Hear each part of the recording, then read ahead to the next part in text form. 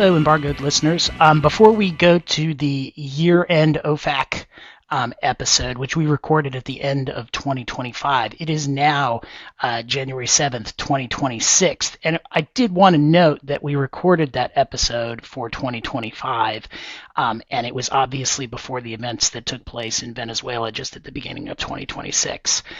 So we didn't discuss those events. That's why you're going to hear this after the events in Venezuela, but it won't mention those as 2025 events, which they weren't, as a matter of fact. But the fact is that they will be on the 2026 year in review episode for OFAC, but not the 2025. And with that, welcome to Embargoed, and hope you enjoy the episode. Welcome to Embargoed, intelligent talk about sanctions, export controls, and all things international trade, for trade nerds and normal human beings alike. I'm your host, Tim O'Toole, and today we have two regular guests from our team at Miller Chevalier. Caroline Watson, welcome back to Embargoed. Thanks, Tim. Good to be here. And Collmann Griffin. Collmann, welcome back to Embargoed. Thanks for having me. You're hiding today. You are incognito. You're undercover, so we will try and not blow your cover during the course of the podcast. So today what we're going to do, since it is the end of 2025, we're going to talk about the biggest developments in sanctions in 2025. And we're going to do this through a draft. So essentially what we're going to do is each of us is going to go through, we're going to have however many rounds that we can do in an hour, where we talk about what we think the biggest sanctions developments were in 2025. And we're going to start with Caroline. We're going to go through Collmann, and then I'm going to go third in each round of the draft. I don't think we're going to do a snake draft today. We'll just keep the same order all the way through. So with that, why don't we start with you, Caroline? What do you view as the biggest sanctions-related development in 2025? And as the first pick, I'm feeling a lot of pressure, Tim. But I think... No pressure, Caroline. There's lots to choose from. On that theme, we're going to talk about maximum pressure, which is the policy that Trump has decided to take with regard to Iran. So starting in the beginning of this administration, there was an executive memorandum issued that the administration would exert maximum pressure with respect to Iran and sanctions and enforcement, etc. And I think we have definitely seen this play out over the course of the year. I think, first of all, the bulk of designations that we tend to see by OFAC over the past year tend to relate to Iran. Now, that said, there's some that are very specific to Iranian entities, individuals, etc., and also just globally, where OFAC has been targeting shadow fleet, either vessels or entities or even refineries. So we're seeing a lot of activity in that sense. Also a good amount of enforcement. Now, of course, enforcement tends to lag a little bit from the actual issuance of the sanctions. So I think we might see more Iran enforcement next year. But I would say that would be some of the hottest developments, I think, in this administration. Maximum pressure, maximum pick. It's a good pick. It's actually on my board. I think I had it probably first, but definitely up there very high. We did see a lot of pressure as a result of President Trump's maximum pressure campaign, including not just sanctions. I mean, we actually, the United States went in and bombed Iran's nuclear facility at one point, along with the Israelis. And so it was a huge development in 2025 and really had, it was just part of a maximum pressure campaign that involved sanctions, probably is the lead element of that campaign, or at least the secondary element to the bombing. Collmann, what do you think about that pick? I think maximum pressure it's a solid pick. It makes a lot of sense. I would respectfully disagree and have a different first round pick. And my first round pick would be the narco sanctions, which I define that to include the FTO designations, I would even put in some of the other government actions, the FinCEN orders, et cetera, under the same category. Yeah, that's what I was going to ask. So you'd put in the FinCEN designations of, say, Banco and Intercom and some of the other, I think it was Vector. You'd put that in that group as well. I think so. And so my reasoning is, I do think that the Iran max pressure 2.0 campaign has been very effective at driving down Iranian oil revenue, and has certainly gotten a lot of folks in the region in trouble. But I think the narco FTO FinCEN actions are really represent an inflection, a sea change in how sanctions are going to be used in Latin America going forward. I think we're going to see a lot more attention to the region, and I think we're going to see a lot more sort of sanctions tools being used for not just for the cartels themselves, but for their non-drug related revenue, oil smuggling, as well as for companies with legitimate businesses that are deemed to be quote unquote complicit in the cartel's actions. And furthermore, I think this is, we're in year one of what will be a multi-year campaign. I see this going on not just through this administration, but potentially into another administration. Yeah, I mean, well, you guys picked the top two picks I had on my board. And the reason that this was in my top two, Collmann, was that essentially this is kind of a new fork in the road for sanctions, in the sense that it is now combined almost with FTO, and combined with a number of types of behavior. I mean, you definitely have the aiming at fentanyl and the fentanyl distribution chain, but it's also the cartels, and it's also narco terrorism, or whatever that means. And so essentially you have kind of this group of sanctions that are aimed at an issue down and it's in Latin America, which is, obviously traditionally an important U.S. foreign policy interest, and 100 years ago, maybe the most important U.S. foreign policy interest. And so that combination seemed to strike me as very important.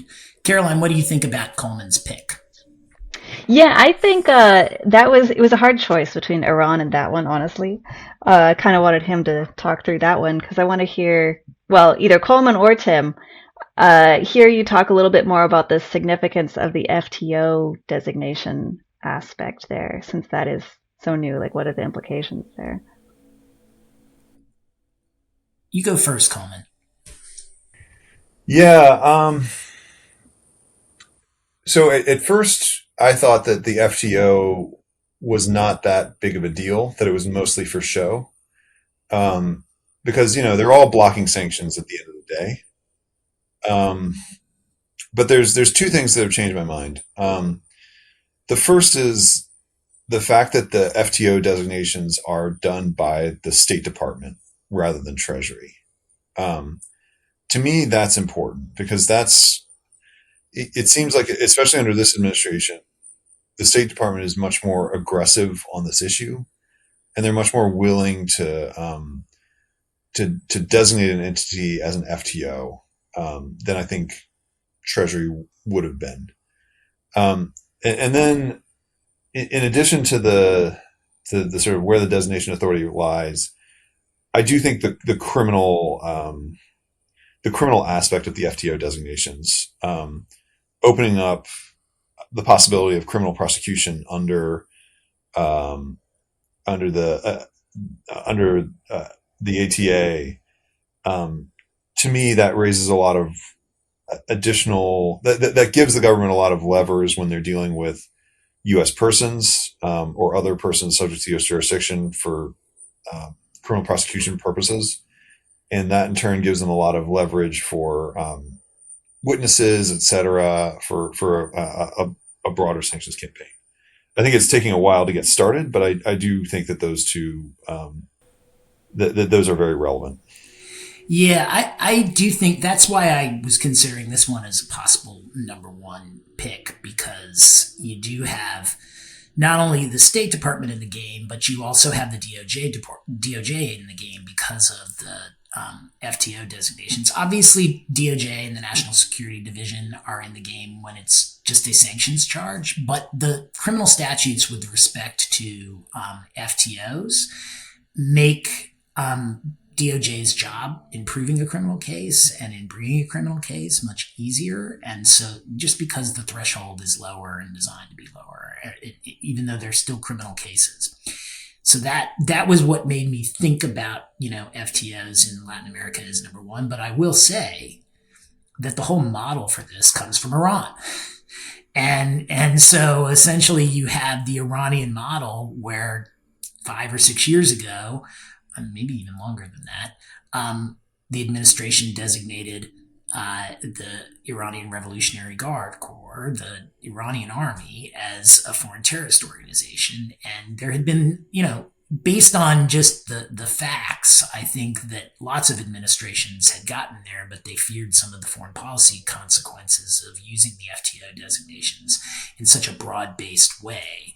And that eventually, they overcame that in the Trump 1 administration and designated the Guard Corps. And one of the things about that designation that we've learned from the Iran program is that once you go that direction, it's very hard to come back from it, because the groups that are designated as FTOs are not sympathetic groups. And so from a political standpoint, once you've made the designation, no one wants to put their hand up and pull it back, because there isn't going to be some great argument that these groups were innocent of the behaviors or didn't do anything bad. Obviously, there's so many bad acts that you can come up with that they're just going to be a very unsympathetic group. And I think the FTOs in Latin America are mostly within this category as well. You're not going to get a lot of momentum to pull the FTO designation back once it goes there. And Iran kind of taught us this, which is why it's very hard to distinguish between the two. Iran is kind of the precursor and maybe tells us where we're going to go. But I also think that's why we're going to be there a long time. We've been in Iran now for 30 some years, kind of building up this program. And as Collmann said, we were at year one with respect to the FTO program, but I think it's going to be around for a long time. So those are great picks. All right. I'm up now. I will say that my number one pick is actually a sanctions development that pulled back sanctions. I think the ending of the Syria sanctions in 2025 might be the biggest development from my standpoint, in part because it was done in kind of an unprecedented way. I mean, there was not, usually when you pull back on a sanctions program, there's a lot of foreshadowing. Like when a sanctions program is going to end, we often know it's going to end, and usually we know why. And this seemed to come totally out of the blue. It wasn't totally out of the blue, right? The Assad administration, which was the basis for the sanctions in the first place, fell. As a result, the new government came in. The confounding factor is that the new government was essentially a designated group as well. And so the argument for pulling back the sanctions when you essentially went from one designated leader to another designated leader was, let's just say it was complex. And so there were a lot of questions, at least in my mind, as to what was going to happen to the Syria sanctions after the Assad government fell. And then President Trump one day just came out and announced that the program was going to be ended. And, it's taken some time. I think we had a podcast about how sanctions programs end over the course of 2025. But I think that was a big development. And in the long run, it may be a big development because, Syria is an important oil producer. It's located in a strategic place in the Middle East. And, they'd been under sanctions for 15 years or so, or significant sanctions for 15 years or so. Most of the sanctions are gone. Most of the export controls are relaxed at this point. It's not totally out of the woods, but I think that if this follows through to fruition, which at least the signs are now that it will, it's a big development for that region, and could be important in terms of the world economy in the long run. So that's my pick. What do you guys think? Yeah, that's a big one. I have some questions for you on that. And the context of this question is, do you think that this development serves as a example or guideline sort of for how other sanctions programs might be lifted? If so, why? Or if not, why? Like, was there something special about Syria in that situation that they lifted them the way that they did? Well, so I will say for the next 3 years, I think it does serve as a model. I think we may have other sanctions programs end during President Trump's second term. I think we may not have a lot of warning as to when they end. But right now I'm just thinking off the top of my head about Russia, Venezuela, Iran. I have some ideas in my head about how those sanctions might end, or at least developments that might cause those sanctions to end. But I think ultimately, I will not be surprised if completely out of the blue, or what seems to be out of the blue at the time, President Trump just announces that those sanctions will be ended. He seems to do things a little bit differently than other presidents have, in the sense that that I think other presidents would have had more of a buildup through the bureaucracy, and President Trump tends to do things on his own. And so I think we'll see more of that in the next 3 years. Whether or not that will be a kind of a long-term trend, it's hard to say. I mean, I think that, another area where President Trump has acted like this is in the pardons context. In the pardons context, DOJ generally had a process through which pardons were given by the president. There usually was some sort of basic requirements with respect to the pending court cases and with respect to other things, but ultimately the presidential pardons power is unilateral and really doesn't have any conditions on it. If the president wants to issue pardon, the president can issue a pardon, even though there was a process in place. And I think sanctions is kind of similar. The President Trump is not really as concerned about some of the procedural things that have concerned other administrations. So for now, I think we might see some of those developments over the course of the next 3 years. And then after that, I think, I've not been that great a prognosticator anyway with respect to these issues. And I think 3 years is about the shelf life of my ability to predict out in the future. So the short answer is yes, I think we'll see more like this, but maybe not after President Trump it finishes his second term. Why do you... Oh, sorry, Caroline. No, go ahead, Collmann. No, I agree with a lot of what you're saying, Tim, that Syria is a big deal, and it shows us kind of what things are going to look like moving forward. The other things that I thought were interesting about Syria is it reminded me a little bit of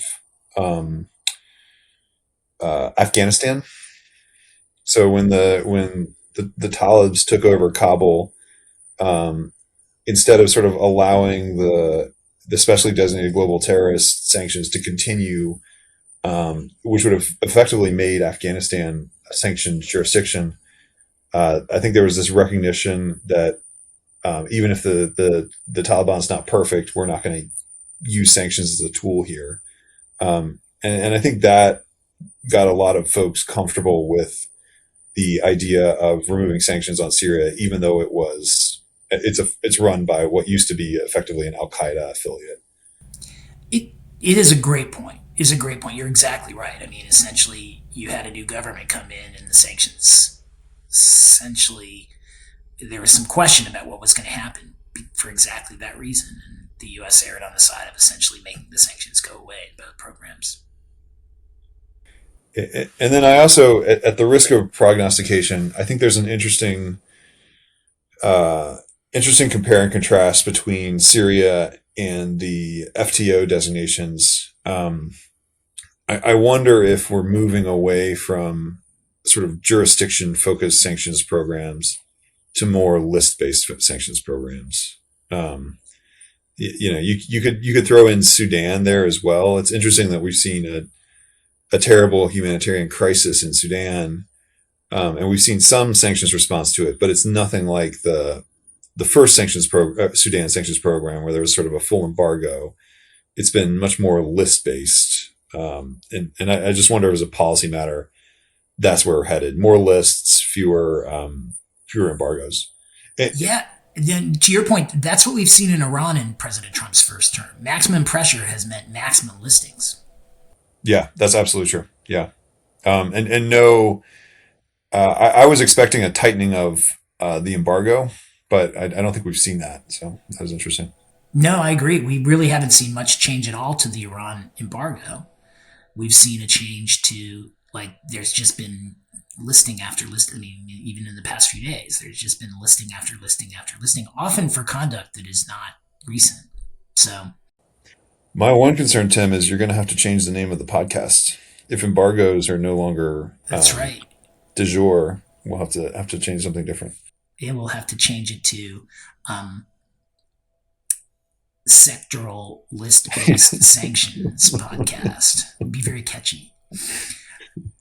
All right, Caroline, I know you had a final word on round one. Let's hear it.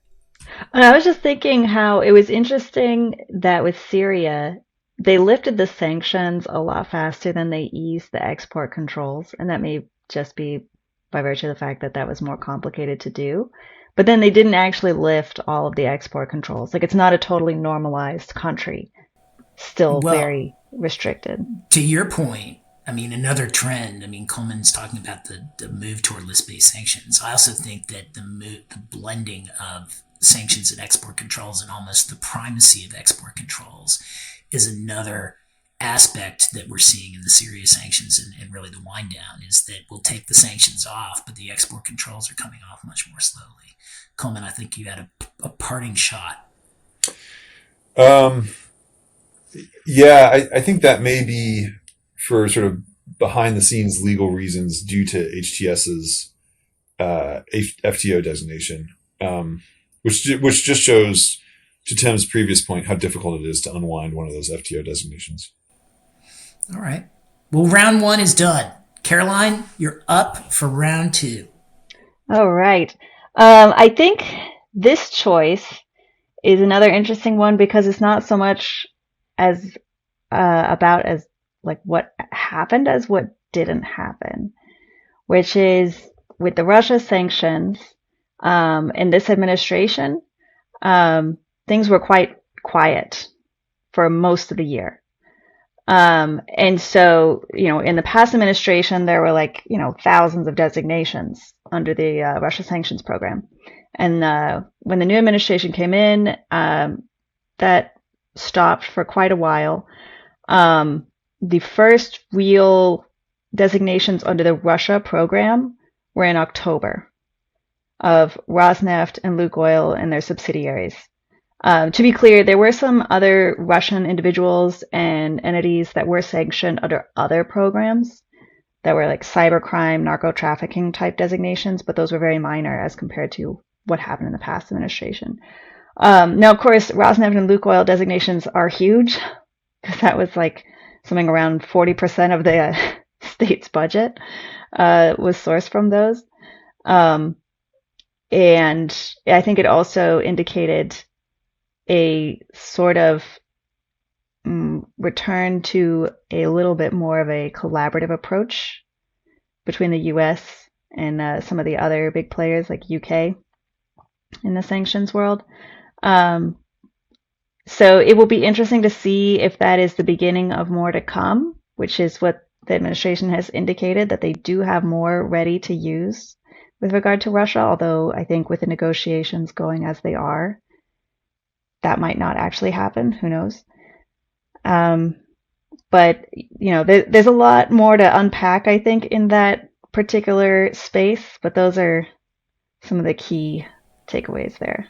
No, that's a great pick. So you guys are just going through the little informal list that I made up beforehand. So you're taking all my picks almost in the order that I set them out. But what I have on this pick is essentially Russian oil. And I think, to your point, Caroline, if I think the biggest development in Russian sanctions over the course of the year was probably the Lukoil and Rosneft designations in October. But up till that point, and maybe even for the whole year, either the second biggest or the biggest development was in January of 2025 when the petroleum sector services prohibition went into place, right? That did happen technically in 2025. It was in the prior administration at the very end, but that was a pretty big development. But that was it until October. And if October hadn't happened, the biggest development of the year would have been, before the administrations changed. But I think, now there's kind of pretty close second or first then. And those were big developments. But I agree with you. Like if we'd done this, and maybe we did, in 2022, 2023, 2024, there would have been 8 or 9 different Russia sanctions developments that we could have talked about being the biggest of the year. And here there's one, and it just barely made it in before the end of the year. Collmann, thoughts? Yeah, I think that's a really the Russia sanctions are a really interesting and important one. I do think that the Rosneft and Lukoil sanctions, if they follow through with it and force the divestment of overseas assets of those two companies, that's a huge consequential action that's going to sort of change the scope of the global oil industry and of the Russian economy for years to come. It's hard to undo too. Yeah. The war ends in 4 months, and a lot of those divestments have happened, and we're seeing some of them already. It's really hard to unwind those if they've already gone through. It's hard to force whoever buys the Lukoil assets in Germany to give them back. Exactly. Yeah, but it's still TBD. I mean, we're sort of following from what information is public about the divestment process, and it looks it looks like a lot of work. This is another shout out to the listeners who are still in OFAC. It just seems like a huge amount of work to manage that forced divestment. So I'll be interested to see where that goes, how that ends up. All right. One more thing I think that's worth mentioning on the Russia development is that even though there weren't a lot of new sanctions issued, by mid-year, there was clearly continued enforcement of those. And I think that might be something that we touch on a little later in our draft picks, but enforcement has continued.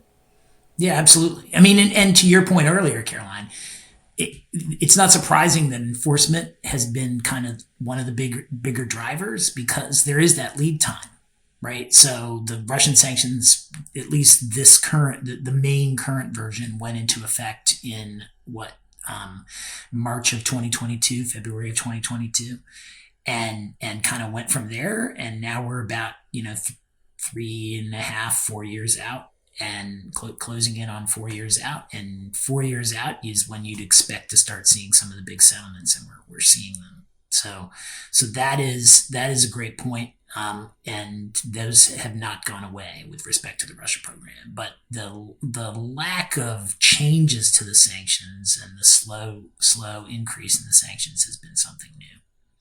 Collmann, you're up. Second pick. Well, Caroline kind of did a dog that didn't bark pick. So I'm going to do one too. And that I think is China. And I think a lot of folks expected this new administration to be really tough on China. And maybe, moving from the sort of the traditional use of BIS to address China, maybe even moving into sort of OFAC sanctions on China. And I think we've seen the opposite. We've seen a sort of, I imagine, and this is just pure speculation, that it's much harder to get a China target through all the clearances you need in the building right now, inside the government. And actually a great example of that ties back to Russia. So under the prior administration, a lot of the Russia sanctions were actually China sanctions. It was, focused on sort of Russian procurement networks for weapons, components, etc. And you've seen just almost none of that. I was expecting a lot more, as the FTO stuff ramped up. I was expecting a lot more fentanyl focused designations in China. We saw those under the prior administration, but I think we've seen almost none this year. I can't think of a fentanyl related China designation. It's a great pick. It's a great pick because you really would have expected to see a more aggressive attitude towards China, in part just based on the two campaigns, or the two successful campaigns that President Trump has run. Right? I mean, China was a big part of those, but I think in some ways this is a little bit ironic, but the tariffs may have kind of muted any sort of sanctions response to China, because at least my understanding is that there are negotiations over the pretty dramatic tariffs that the U.S. placed on China. There are negotiations over that now. We've seen that with kind of China's response with respect to critical minerals, and we know that those negotiations are going on. And so I'm guessing, to your point, Collmann, that the number of approvals that you've got to get to go towards sanctions on China, given that those sanctions are going to then morph their way immediately into the ongoing trade talks between the U.S. and China, probably, has limited what would be done during that period. I think that's exactly right. I think sanctions was not the tool of choice used to address China, which is interesting. I will say I stand corrected. There have been synthetic opioid related sanctions in China this year. But only a few. Only a few. Yeah.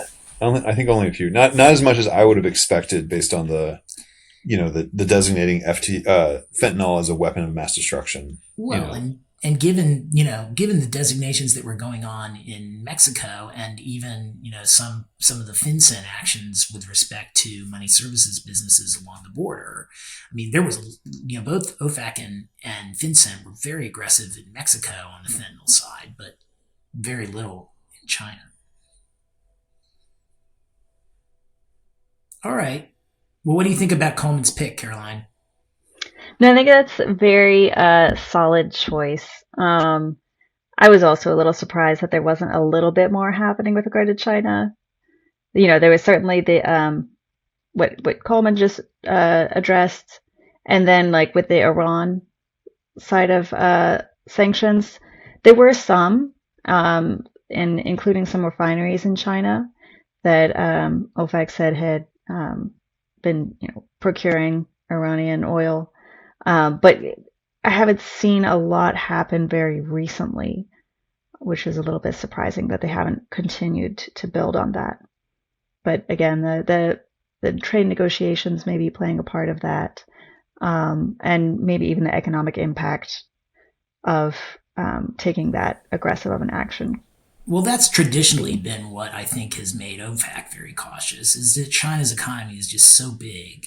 And China's corporate structures are so opaque that the effect of designations, or starting up a new program where you have a lot of designations, or imposing some sort of other broader based sanctions, would be so much larger than in the usual sanctions context, where most of the countries that are the target of U.S. sanctions are small. And that includes Russia. I mean, Russia is much bigger than some of the other targets, but the Russian economy is, not anywhere near as large as the Chinese economy. And so that's really, I think, traditionally been what stopped OFAC, or at least made OFAC very cautious when thinking about sanctions against China. And I think that's probably part of it. But I don't think it's the whole of it, because there are certainly many people who thought that imposing broad-based tariffs against the world would have too great an effect on the world economy, and that did not did not prevent the imposition of the tariffs. And so I would think that if this administration had decided to impose sanctions, that purely the economic effects from the Chinese economy might not be enough. But we're just speculating. All right, I guess I am up with my second pick. And for my second pick, I'm going to go, you guys went with dogs that didn't bark. I will go with the strange dog that did, and that is the ICC sanctions program, the U.S. sanctions against the International Criminal Court. They're certainly not unprecedented because President Trump imposed similar sanctions in his first term, but they were not as aggressively used. And to be fair, I mean, I think some would say that President Biden's sanctions against West Bank settler groups were another type of sanction that was kind of not country-based, not government-based necessarily, but was really directed at more towards the international economy. So with that, I will pass it off to you guys to think, what about the ICC sanctions? And just to follow up a little bit on that. So essentially, ICC sanctions, the program essentially didn't target the ICC per se. It targeted investigations into protected persons is the way that the executive order flagged that. And so if the ICC investigated governments that had not agreed to join the International Criminal Court, the ICC individuals or officials who had conducted those investigations or decided to conduct those investigations were potentially targeted for U.S. sanctions, and they imposed sanctions on judges who had led an investigation into some U.S. conduct in Afghanistan, and some judges who had led investigations into proceedings against the Israelis, neither of whom are members of the ICC. And so that is kind of the gist of that program. It was, a new program that was focused on essentially a development within the world order and within foreign policy that the current administration thinks is very problematic. But it is kind of a little bit outside the traditional sanctions model. But if you look hard enough, you can probably find other similar examples. I might jump in. I think that's an interesting one, Tim. I would put that in sort of the category of sanctions against friends. And I think if you think of it that way, the Colombia sanctions are maybe another example, and then the Brazil sanctions. So both governments where the U.S. has cooperative relationships, especially in Colombia, but then due to sort of policy disagreements, that's what results in sanctions, which I think is certainly an unprecedented trend in what we're seeing. So. No, that's a great point. And I was trying to figure out where to put those two developments because I thought they were worth talking about. And I think the sanctions against friends box, one of which, the sanctions against the Brazil judge were lifted pretty quickly. We'll see what happens with Colombia.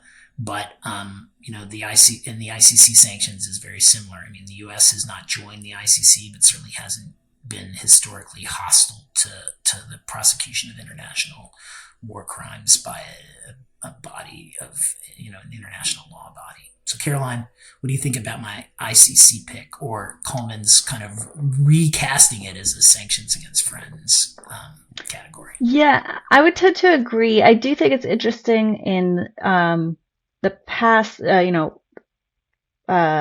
administration of Trump was that he had designated some Iranian judges as well, I believe. And so I think it'll be interesting to see whether the ICC ones play out as the Iranian ones have, or as the Brazilian judge sanctions have? As in, do they stick or are they lifted? Because to my understanding, the Iran judges are still sanctioned. So it's been a couple years now. Something to talk about in 2026. We'll see what happens with those developments. All right. You're up, Caroline. We've got, I think, time for one more round. So lightning round of the third round of sanctions developments for 2025. What's your pick? All right, last pick. I'm going to go with Belarus. Very recently, actually, OFAC issued some general licenses under the Belarus sanctions program that allow transactions with a couple of very important Belarusian companies that are pretty much in the agricultural sector, but that are apparently significant to the Belarusian government. And I think the reason why this is so interesting and significant is that I think more so than Syria, maybe this would play as a model for lifting of other sanctions. Because by using a general license, OFAC can have a lot more ability to reimpose sanctions on these Belarusian companies if they decided for whatever reason that was needed. All they have to do is revoke this general license, as compared to going through the whole process of redesignating as it would have to with the Syria sanctions. So I guess we'll see how the Belarusian side of things play out. One other thing worth noting on the Belarusian program is that this is actually distinct from the Russia sanctions. Although there have been sanctions on Belarus relating to Russia, these are all focused on the actual Belarusian government itself and oppression and human rights violations as the basis. I think back in the day, the Belarusian sanctions have been in place for a long time, but they were essentially lifted for a while through a general license that then was withdrawn. And so this is kind of a new version of that, which does make it very easy to put the sanctions back on. And I think it's notable, that was not done in Syria. Right. So Syria just kind of went straight to, they used the general license quickly, but it was after they had been announced the entire program was going to be lifted. So Collmann, what do you think about Belarus?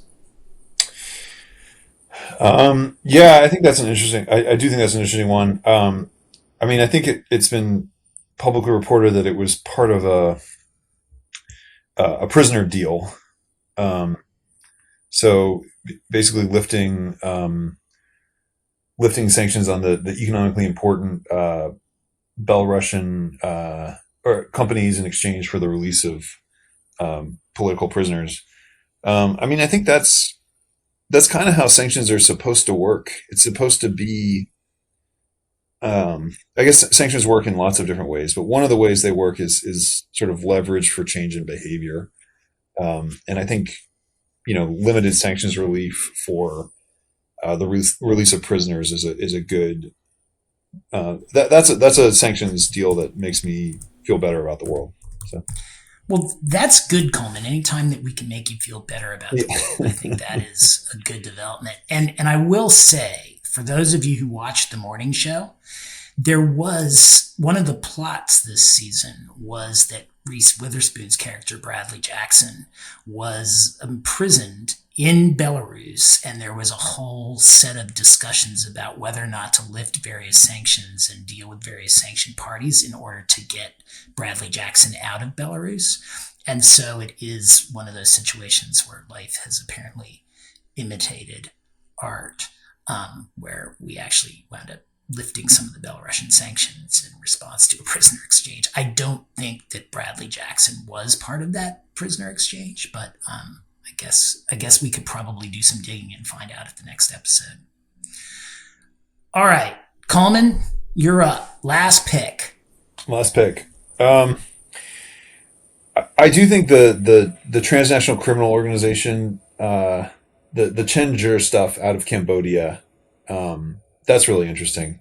So using sanctions to go after somebody who's alleged to be involved in basically kind of pig butchering scams. That's something I could also see. I think that's a good use case for sanctions is sort of, if somebody's scamming Americans out of a lot of money, go after those those persons and those bank accounts are behind that. And I think this is also sort of similar to the narco FTO stuff, which is kind of a law enforcement flavor to sanctions going forward. And list based, as you pointed out before. Yeah. Yeah, no, that's a great pick. Yeah. And then also, so as not to conflict with my prior point about China, even though Chinger, I understand he's a Chinese national, he's based in Cambodia. So it's sort of, an interesting point there. It was not a China sanction, even though the individual had Chinese roots. Exactly. All right. Caroline, what do you think about the pig butchering pick from Collmann? Yeah, and I think that was one of the ones where, was there some coordination, Collmann, with allies? Was it the UK on that one as well? I think that was a UK, an OFAC sanctions action as well. I think that was an interesting point because in this administration, we've seen some decrease in collaboration in international sanctions, but this front seems to have picked up as an area where that collaboration might happen. All right. So are we down to me? My last pick. Okay, for my last pick, I'm going to do something like Collmann did recently, or at least where he recharacterized my pick and then I adopted his recharacterization. So I think in the enforcement context, one of the things that I was watching this year is OFAC's focus on enforcement against U.S. trusts as kind of what they were viewing as a means of sanctions evasion or a vehicle for sanctions evasion. And then I also thought that they were trying to send a message with respect to real estate, the use of U.S. real estate. So U.S. trust and U.S. real estate's role in the sanctions context was kind of the other big development that I would have, or that I would pick in terms of something to watch in 2025. What do you think? Yeah, that was actually going to be one of mine. The gatekeeper actions, the gatekeeper enforcement actions. It's been really fascinating reading these gatekeeper enforcement cases and how many sort of U.S. professionals kind of got caught up on the wrong side of sanctions law. It reminds me of the Tim O'Toole line on the podcast. Don't try this at home, but. Yeah, I think the gatekeeper focus, I can see that going on for continuing into the new year and beyond. Yeah, and I do think... Oh, go ahead, Caroline. No, go ahead. All I was going to say is I do think that the real estate was something that, for me, was pretty new. It does seem like a number of the actions involved some sort of action with respect to U.S. real estate that had a sanctions connection, and OFAC seemed to be trying to send a message that the real estate industry needs to take sanctions into account. One of them was particularly egregious because it seemed like OFAC suggested they had given like actual notice to someone saying this is block property, and that person appears to have just blown OFAC off. So I think OFAC was trying to send a message to that sector. But go ahead, Caroline. I was just going to say the trust aspect of these enforcement actions will probably have some pretty significant implications, not just for the gatekeeper role, people who are in the service provider industry, but also even in like the due diligence practices for a lot of various companies. And that is because the way that they express how they're viewing trusts and how it's not just about ownership or beneficiaries of the trust, but it's also about indirect transactions that benefit a sanctioned individual who is a beneficiary of a trust. So there's a lot of different angles there, and I think it just shows how complicated it all gets when you come down to these trusts and ultimate ownership and beneficiaries, etc. Yeah, I agree. And I think that over the years, I've always felt OFAC and U.S. regulators generally had some hostility to trust that was, I'm sure, sometimes borne out, but also didn't necessarily acknowledge the legitimate use of trusts kind of in property law general. I mean, they've been around a long time, certainly longer than U.S. sanctions have been around. And they do have some legitimate uses, but I think that the enforcement action kind of vindicated what I've seen in the designation context, where OFAC seems relatively hostile to the use of trusts and relatively skeptical of their legitimate purposes. Which, again, may be some driven by things that they've seen behind the scenes. I'm not bringing a value judgment to that, but it just confirmed that I always thought OFAC was very hostile to trust, and some of these enforcement actions took that same view. Mm-hmm. All right. So with that, I think we have gone through 9 of the top developments of 2025 in the OFAC and U.S. sanction spectrum. Any last words, Caroline? It's almost the end of 2025, so excited to see what 2026 brings. Absolutely. Collmann, any parting thoughts? No, I think we covered the waterfront, but yeah, we will see what happens in 2026. Russia, Iran, Venezuela. There could be a lot of change. Words to live by. Happy New Year, everybody, and stay sanctions free.